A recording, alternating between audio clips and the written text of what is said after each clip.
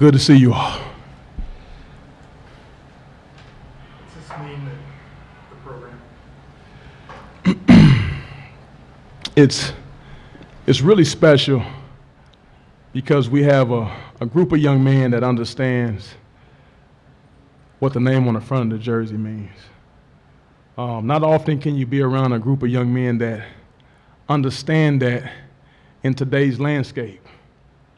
It's hard to find that. But we have a really good staff that targeted the right young men that come into our infrastructure, into our culture. We really scrutinize the recruitment process. And in today's time, people say, hey, you know, with NIL and everything going on, that it's pretty much impossible to build a team. That's not true. It's like finding a significant other. It's like finding a spouse. You know when you got the right one.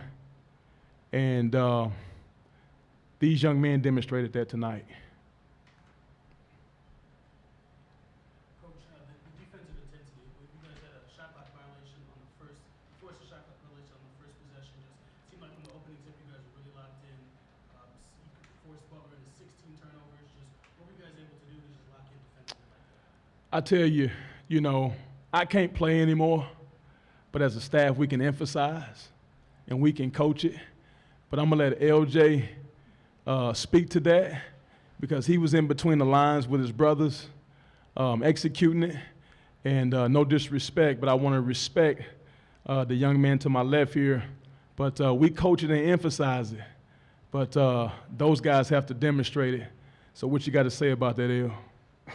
Well, I definitely would like to say it starts in practice. Like I said, Coach Gipp, the entire coaching staff emphasizes the entire week. So y'all just seeing what we practice all week. And Coach Gipp, he demands defense. So that's what you see. That's the result. LJ, obviously on the offensive end tonight, you really had it going. What did you guys see either coming into the week, or what did you see as the game flow went on that allowed you to kind of take advantage of some of those attacking angles and be a little patient more in the paint? Well, I have to say we have one of the best coaches in America at X and O's and just understanding what different teams do. So he put us in great positions. He put us in great offensive sets, and that's the result you get. Coach, that was kind of the theme of last season for you guys. You got better and better, like by the month, on offense especially. Obviously, some different guys this season, but how much of that momentum were you able to carry over through the offseason as a whole program thought? Yes, you know, sometimes when you get into a program, you take a program under different circumstances, right? And you always know what you're getting into. So we went into Austin Peay knowing the situation. It had been down. And so when we arrived, we could tell the expectation was not that of we expect success. You know, when things have been down, it's hard to expect success. Once we got in there and we got some momentum, the expectation around the community changed. The expectation around campus changed. People start expecting to get the outcome. We never speak about winning and losing. We never talk winning and losing in the program. We only talk about outcome. Okay, we've never lost a game. And the reason why is because we always tell the team, you don't lose if you learn from the situation. So we never get too high or too low no matter the outcome. But the expectation has changed, the energy has changed around the program, right? People in the community expect an outcome in our favor. But we take it one day at a time. We're gonna get back on this bus. We're not gonna rest on our laurels, okay? We have a lot of unfinished business. We still got some screws we have to tighten. But one thing that we have this year that we didn't have last year is that we have depth. You notice we got in foul trouble, but we didn't flinch. Okay, and oftentimes teams in our conference and at our level, when they get in foul trouble, the game is over. Okay, if you notice, when we got in foul trouble, we got better. Okay, because we have guys that come in that are just as good, if not better, than the guys that may start a game. That's a blessing to have that type of depth in a program. LJ, you talked about the X's and O's of Coach, but in his coaching career, his teams have always really taken care of the ball tonight. 8 turnovers for you guys. Take me into practice. What's the tone setting like in being able to take care of the ball and really set things up for your offense? Well, I would definitely say it starts with our culture. Coach Gipp does a great job with our culture on the floor, off the floor. So he demands excellence, whether it's in the classroom, whether it's just how you carry yourself, because all of that matters. So that entire culture, I feel like, leads up to how our expectation needs to be, which is taking care of the ball. I know Coach Gipp gonna get on to me because I had 3 turnovers, so that's too much for me. I need to average at least 1 or 2 turnovers. But like I said, just get none, LJ. yeah, none. See, look, I know we're going to go in there, we're going to watch film. Like, he's one of the greatest basketball minds that I've been around. So he's very, very detailed, like unbelievably detailed. So he has definitely elevated my game in a way that I'm just very thankful for. So like I said, it starts with Coach Gibbs' culture and how he demands it. Coach, can you, the military uniform, can you explain the decision behind that and what that uniform means to you? Yes, sir. You're going to get me choked up talking about this. You know, we're in a military town, Fort Campbell military base. And when you're in a military town, you never know when the family might receive a John Deere letter. When we have basketball camps, you have kids, young girls, young boys that come to camp, and they have deployed parents. And you can see the energy on them. My face on them was like, you know, my mommy and daddy aren't here. My mommy and daddy might not return. And so once touching down back in Clarksville, Tennessee, I told the staff, I met with the staff, I said, from here on out, I'm going to wear this military fatigue. I'm going to pay homage for those who have served and those that are still serving. And we have to always in life be about something bigger than ourselves. And it may be one young kid that say, you know, my mommy and daddy, my uncle, my aunt, my granddaddy was a cool guy. My grandmother was a cool woman, right? Because they see me wearing this fatigue. We don't do that enough in life. A lot of times we pay homage when somebody is passed on and deceased. We don't do it while they're living. And now before I did it, I went to the General Walt Lord, retired General Walt Lord, because I didn't want to disrespect anybody. And he looked at me and he said, Gipp, let me tell you something. He said, you're doing the right thing. He said, I ain't never seen nobody do it before. He said, but why not you? And once he gave me that blessing, he said, nobody on that base gonna be mad at you for paying homage like this right here. He said, this is what it's about. And we have another meaning behind it too, but that stays behind closed doors. But one of the big reasons is paying homage for those that are serving and those that have served.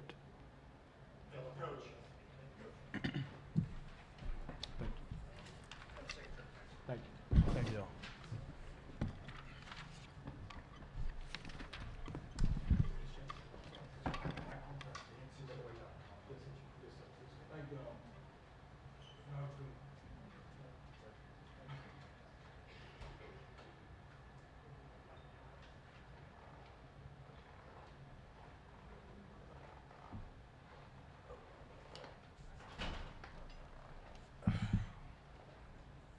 Questions?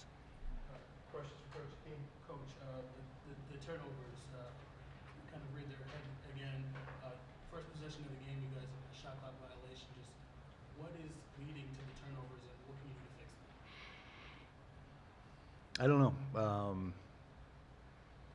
You know, obviously the way they play with the pressure and all that stuff, we didn't handle that well. You know, the things that we knew that were important going in the game, we, you know, dribbled over half court, picked it up. We tried to split a trap as opposed to passing it. You know, they punched us early, and we were never able to take it out of it. And we got to get that corrected because we're a veteran basketball team, and that stuff's going to happen for every night that we play this year. And we got to get better at that of taking a punch and fighting back. I mean, we fought back, you know, in the second half there, but you know, we weren't. They made us not ready to play tonight. And LJ was just talking about, you know, the coach preaches defense and really stresses that and focuses on the X's and O's. So the pressure that they were bringing to you guys and extending your offense overall, were you guys expecting that and just didn't respond to it? Yeah. No, we knew that they were gonna keep coming at us, and you know, I thought late in the second, or when we made our run there, we changed up what we were doing and got the ball more where we wanted it, but. you know, they just kept running fresh bodies on us, and you know, we had no answer for number 4. Gosh, he's a heck of a player. I mean, he just keeps probing, and finds a way to get the ball to the basket. Coach, you guys took more threes than twos tonight. What were you hoping maybe you could do more to get into that paint against their defense? Well, I thought, you know, there in the first half when we got the lead, we were driving, we were kicking, extra pass, and that kind of went away a little bit. You know, they started hard hedging out there, switching and switching up to us, and we weren't able to get in as much. But you know, we weren't pulling. When they commit 2 to the ball, somebody's got to pull, and then you attack the other side. And we were slow and a little bit sloppy getting it out of there the way we needed to. You know, we had no real post presence tonight. Andre was.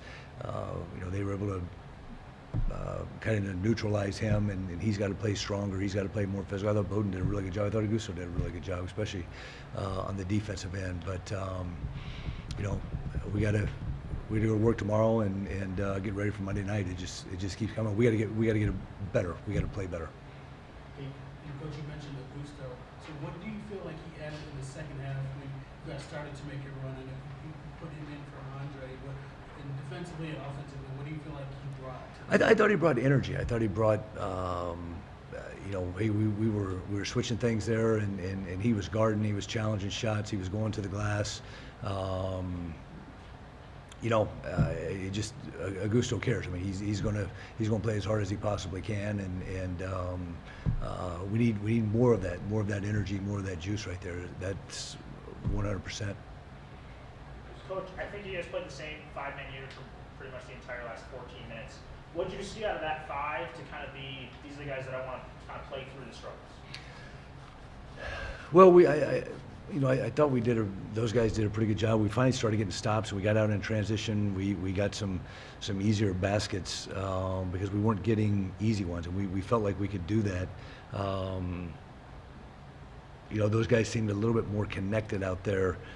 Especially on the defensive end, it allowed us to switch because Augusto could guard. We went smaller, and you know, just we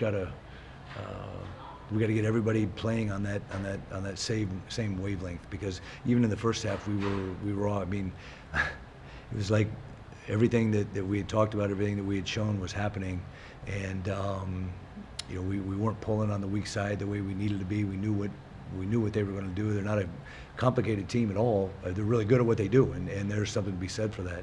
And so, now just gotta find a way.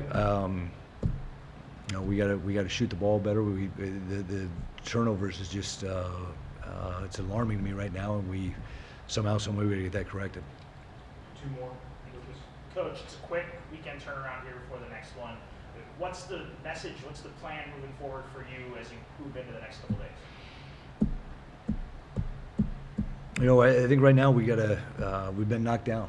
We got to get back up. We got to fight. I think that's the biggest thing right there. Is are we going to come back, and are we going to compete? Are we going to feel sorry for ourselves? God, I hope not.